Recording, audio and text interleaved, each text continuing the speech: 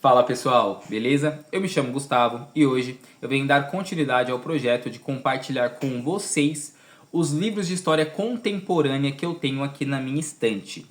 História contemporânea basicamente é um período, uma fase, uma era da história.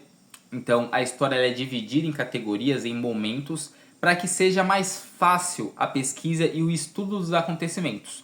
Isto é algo inquestionável, uma verdade absoluta? Não, porque muitas vezes uma era, um período acaba numa região, mas não acaba em outra. Então dizer que existe uma categorização específica é um equívoco. No entanto, quando nós estudamos de forma formal a história, existe sim essa divisão. Por isso que eu estou trazendo aqui os livros sobre um período específico que é o último dentro dessa categoria, né? Sendo que começamos pela pré-história, posteriormente temos a história antiga, após isso história medieval, depois história moderna e aí sim chegamos na história contemporânea, que é inaugurada em 1789 com a Revolução Francesa e se estende até a atualidade, certo? Então a história contemporânea basicamente é isso, beleza? Tudo que aconteceu da Revolução Francesa até os nossos dias. Eu já gravei outros dois vídeos, sendo que o primeiro deles eu falei sobre os acontecimentos que vão desde a Revolução Francesa até a Revolução Russa em 1917, mas eu não incluí neste vídeo os livros sobre a Primeira Guerra Mundial. Porque no segundo vídeo, que já está postado aqui também, caso vocês queiram ver, os dois primeiros, eu falei sobre livros que abordam os principais conflitos militares do século passado. Então a Primeira e a Segunda Guerra Mundial, e acrescentei também uma guerra que vai no meio desse período, que é a Guerra Civil Espanhola. Então esses vídeos já estão aqui na plataforma, caso vocês queiram consultar e vê-lo. E também eu tenho um vídeo antigo, bem antigo mesmo, onde eu mostro meus livros sobre o Holocausto. Então eu não mostrarei novamente porque ficaria redundante, certo? Dito isto, vamos agora sim falar sobre as obras que eu tenho aqui em minha estante. Começando pelo que é provavelmente o clássico mais conhecido de história, ou seja, dos livros que eu mostrarei neste vídeo, provavelmente este aqui é o mais difundido, que pessoas que às vezes até nem são da área da história, mas conhecem justamente porque o autor tem muita notoriedade. Estou falando do Erich Hobsbawm, com o seu provavelmente principal livro, chamado A Era dos Extremos. O breve século XX, que vai abordar de 1914 até 1991, ou seja, ele se inicia ali no início da Primeira Guerra Mundial e vai até a queda da União Soviética no final do século XX. O Erich Hobsbawm, ele é um autor extremamente relevante. Ele já faleceu, ele viveu de 1917 até 2012. Ele nasceu no Egito, mas ele é considerado um historiador britânico, né? Tem vários livros conhecidos, também tem documentários, caso vocês queiram conhecer mais a fundo o autor. E dentre as obras escritas dele, as que mais se destacam são justamente os Eras, que eu tenho inclusive os 4. Eu já mostrei os 3 primeiros no meu primeiro vídeo falando sobre história contemporânea. Então o vídeo que vai da Revolução Francesa até a Revolução Russa tem ali os 3 primeiros volumes dos Eras. E agora eu estou mostrando o 4º volume, porque aí nós já estamos num período mais adiante dentro do recorte da história contemporânea. E o que afinal de contas nós vamos ter nessa obra do Erich Hobsbawm, que inclusive eu ainda não li e me considero em um débito. Deveria já ter lido essa obra, mas eu confesso que ela me assusta um pouco. Eu até tenho um bom conhecimento sobre o século passado, mas mesmo assim eu tenho receio de ler este conteúdo aqui, mas em algum momento eu tomarei coragem e farei isso. Mas falando sobre a obra, basicamente ele vai dividir o século passado em 3 recortes, que ele irá nomear primeiro como Era da Catástrofe, que vai pegar da Primeira Guerra Mundial até a Segunda Guerra Mundial, então basicamente 1914 até 1945, no final da Segunda Guerra Mundial, justamente porque existem análises da história. E para o Erich Hobsbawm, a Primeira e a Segunda Guerra Mundial são uma grande guerra. Tá? Existem historiadores que dividem essas guerras, existem historiadores que consideram elas uma guerra só, justamente porque o motivo da segunda é as consequências da primeira. Então eles meio que encaixam numa só. E é inclusive o que o Erich Hobsbawm faz. Então no primeiro momento ele vai falar sobre essas duas guerras, Posteriormente, ele vai falar sobre a Era do Ouro, que é o pós-1945 até mais ou menos os anos 70. E por que a Era do Ouro, né? Por que o momento do ouro?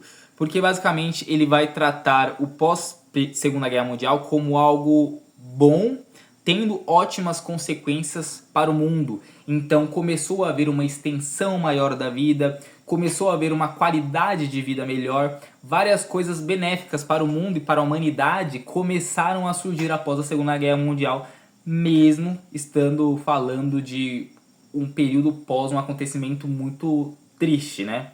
Mas enfim, então ele trabalha esse segundo recorte focando nisso, nas coisas boas que ocorreram.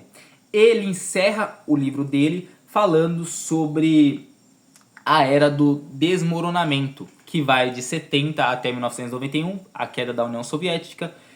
E aí ele, claro, sendo um autor claramente marxista, que é o caso do Romens Mal, ele vai tratar a queda da União Soviética como algo negativo, né? Porque eles se aliavam a uma ideologia que o Romens Mal a princípio gosta, mas ainda assim, pelo que eu já vi sobre este livro, o Romens Mal faz várias críticas à União Soviética, tá? Então não é porque a União Soviética era comunista e ele, aliás, socialista, e ele tinha essa perspectiva dentro de si de que era o ideal, ainda assim ele critica várias perspectivas do governo soviético, certo? Então não é um livro onde ele vai ficar passando pano e endeusando a União Soviética. Pois bem, então este aqui é o primeiro livro que eu vou mostrar nesse vídeo. O segundo agora, já mostrei muitas vezes aqui no canal e também não li. Este aqui eu tenho muita vontade, mas me assusta menos, embora seja até maior. Só que o Martin Gilbert não me causa o mesmo medo que o Eric Hobsbawm, tá? Então, a história do século XX, do Martin Gilbert, que é outro historiador britânico, que viveu de 1936 até 2015. Ele, inclusive, foi conterrâneo, né, ao Eric Hobsbawm. Ambos, inclusive, viveram boa parte do século passado, né? Então, eles escrevem sobre coisas que eles vivenciaram, de alguma forma, né? O que é muito interessante. E ele é autor de várias obras conhecidas, como, por exemplo, ele tem uma biografia do Churchill, que eu tenho muita vontade de comprar e lê-la. Deve ser incrível. Ele tem um livro sobre a história de Israel, tem livros sobre a Primeira e sobre a Segunda Guerra Mundial. Inclusive, no vídeo passado eu mostrei o livro dele que eu tenho aqui sobre a Primeira Guerra Mundial. Então, é um livro que basicamente vai pegar todo o século passado, tá? Então, se o Hobsbawm opta por começar em 1914, aqui não, aqui nós vamos ter o primeiro capítulo do livro falando sobre a primeira década. E aí ele coloca lá os 10 primeiros anos, ele fala sobre esse período. E aí ele vai dando continuidade, falando sobre vários acontecimentos do século passado. Então ele vai passar pela Revolução Russa, ele vai passar pela Primeira Guerra Mundial, vai passar pelas consequências na Europa da quebra da Bolsa de Nova York, porque o foco do livro é na Europa. Ele vai falar sobre a Segunda Guerra Mundial, sobre a Guerra Fria, enfim, sobre a Guerra do Vietnã, vai falar sobre vários acontecimentos. E aí nós vamos ir compreendendo o século passado. E eu acredito que este livro do Eric, aliás, do Martin, seja menos enviesado do que o do Hobsbawm. Eu acho que o do Hobsbawm ele terá mais posicionamento do que o Martin Gilbert, tá? Aqui me parece ser um pouco mais neutro. Quer dizer que o modelo que o Hobsbawm utiliza é ruim? De forma nenhuma, porque é algo que quando você lê Hobsbawm, você já sai sabendo que será assim. É ruim quando há uma manipulação e uma enganação. Não é o caso do Hobsbawm. Ele tem muita credibilidade, então vocês podem ler sem medo. No entanto, ele se posicionará de alguma forma ou demonstrará alguma parcialidade, algum ponto de vista, entendeu? Então, isso precisa ser levado em conta quando nós pensamos nessas obras. Dando continuidade, mostrarei para vocês agora o livro A Grande Fome de Mao, a história da catástrofe mais devastadora da China, de 1958 até 1962, do Frank de Cotter, que é um historiador que nasceu nos Países Baixos e publicou esse livro aqui em 2012. Além de historiador, ele também é especialista em história da China, tá? E eu vou compartilhar com vocês, no caso dessa obra aqui, observem que é uma obra relativamente volumosa, embora ela é menor do que parece, tá? Esse livro aqui tem, de conteúdo mesmo, 430 páginas. Ele tem 490, mas é de apoio, de material bibliográfico, enfim, coisas desse gênero. Mas de conteúdo bruto, temos aqui 400 e poucas páginas dentro dessa obra, então ele parece até maior, é que provavelmente a folha dele tem uma espessura um pouco avantajada, né? O que é bom para o material da obra. Mas eu quero compartilhar com vocês o que está escrito na orelha deste livro, aqui, tá? Porque foi isso que me deixou com muita vontade de ler essa obra. Eu acredito que isso possa acontecer com vocês também. Inclusive eu vou ler enquanto vocês podem observar o meu gato dentro da prateleira aqui da minha estante. Está saindo agora. Enfim, as aleatoriedades do vídeo, né? Então vamos lá. A China se tornou um inferno. Mao Tse-tung jogou o país em um delírio com um grande salto adiante. Uma tentativa de alcançar e superar economicamente a Grã-Bretanha em menos de 15 anos.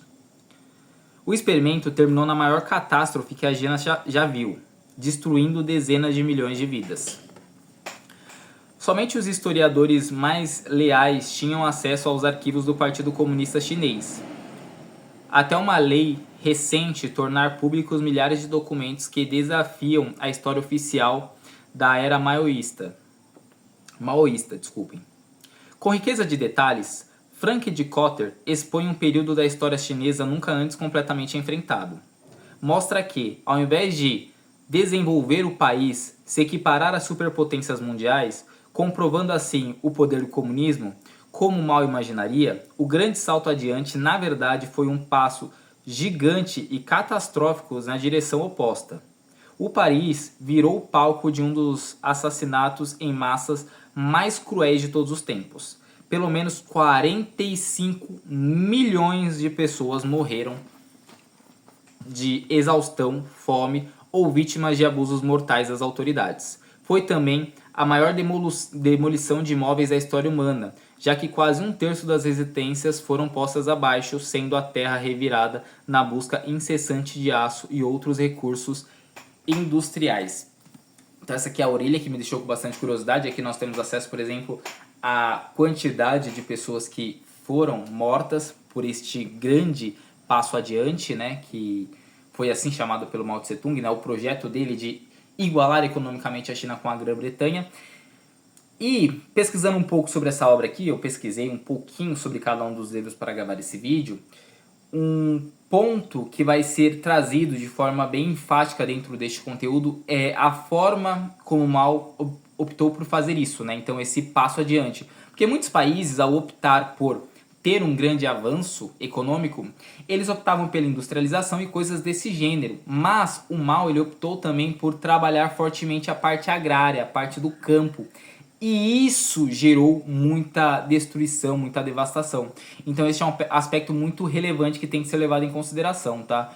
Enfim, esse livro aqui me parece ser uma leitura fluida, uma leitura bem, vamos dizer que confortável em termos literários, em termos de forma como o conteúdo é exposto, mas é claro que parece também ser um livro bem pesado, certo? E será um livro com viés ideológico do autor, um autor que vai ser crítico ao Mao Tse Tung, tá?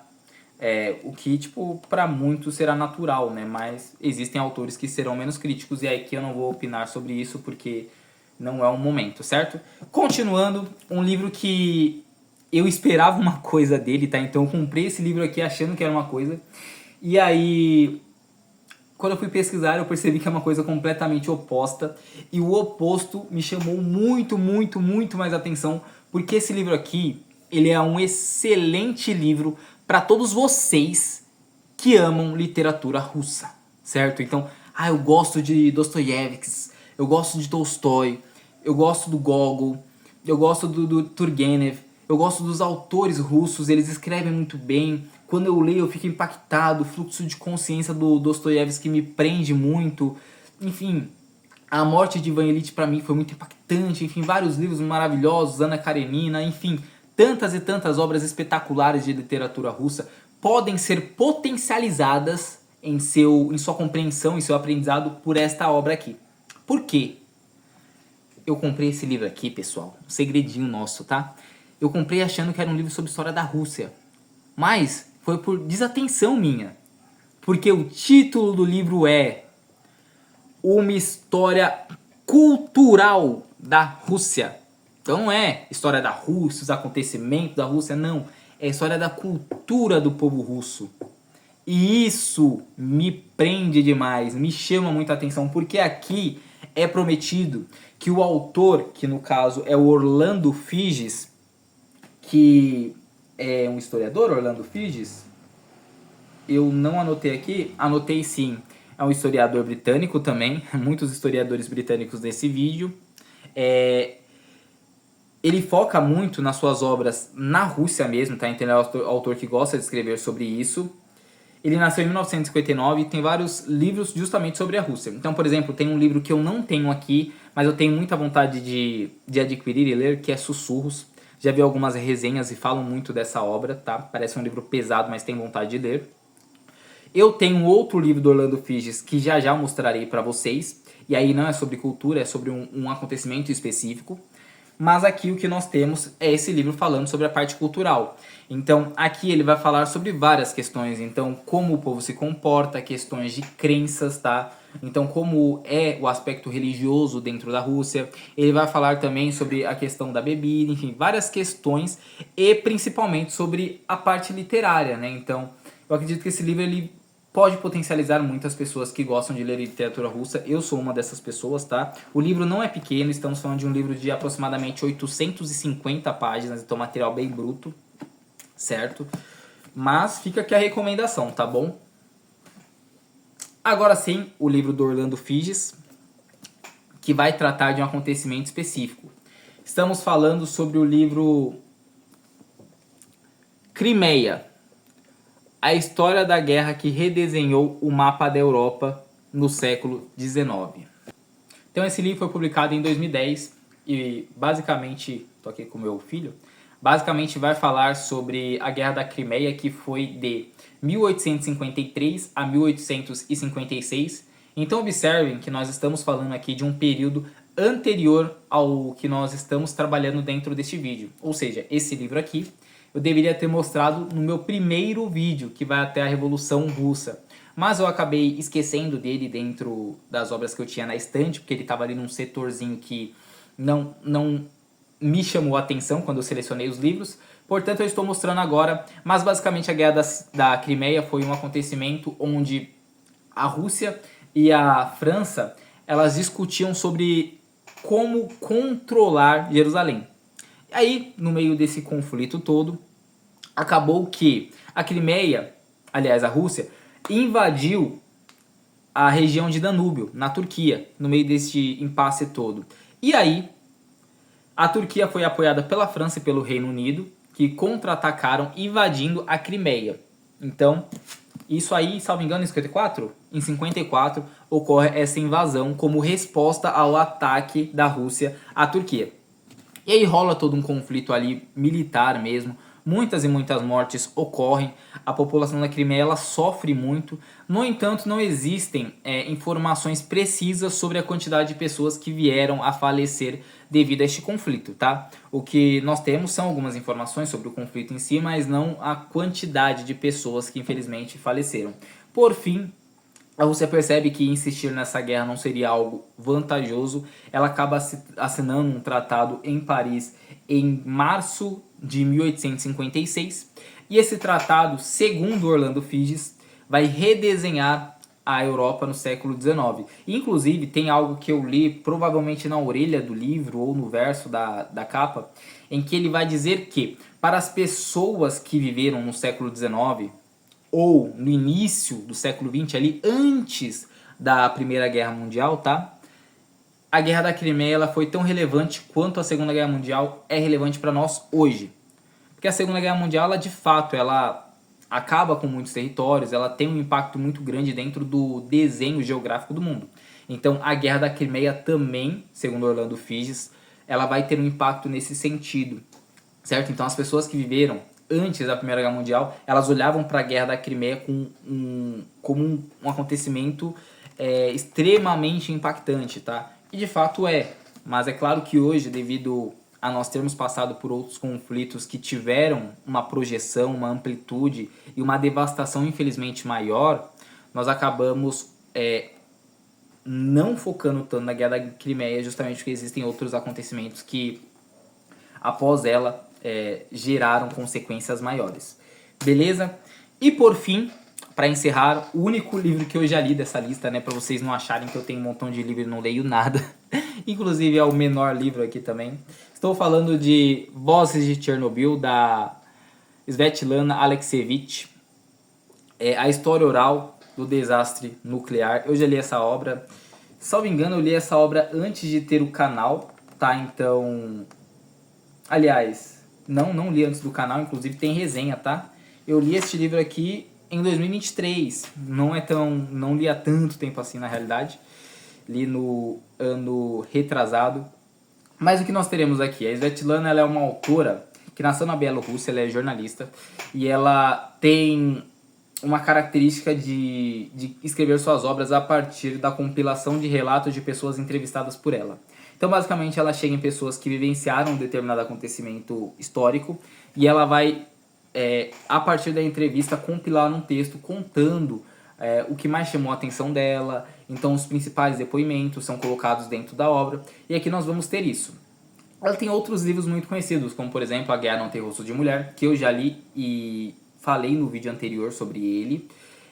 Se eu não me engano, tem resenha aqui no canal também, A Guerra Não Tem Rosto de Mulher. Isso vai ter, caso vocês queiram ver. Este aqui também tem resenha, caso vocês queiram dar uma olhada também.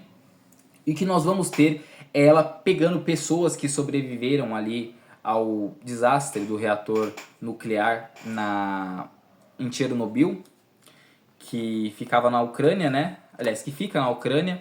E esse desastre aconteceu no dia 26 de abril de 1986, quando o reator, salvo engano, número 4 da usina explode. E aí começa a acontecer a radiação sendo espalhada e tudo mais. E o que acontece é que, inicialmente, o governo russo, na época da União Soviética, que no caso era regida pelo Gorbachev, ele tenta esconder essa informação. Então ele tenta não mostrar o que estava acontecendo para o mundo. E isso é algo negativo, tá? Porque, primeiramente, que não tem resultado positivo, porque acaba sendo descoberto pelos níveis de radiações que foram sentidos em outras regiões do mundo.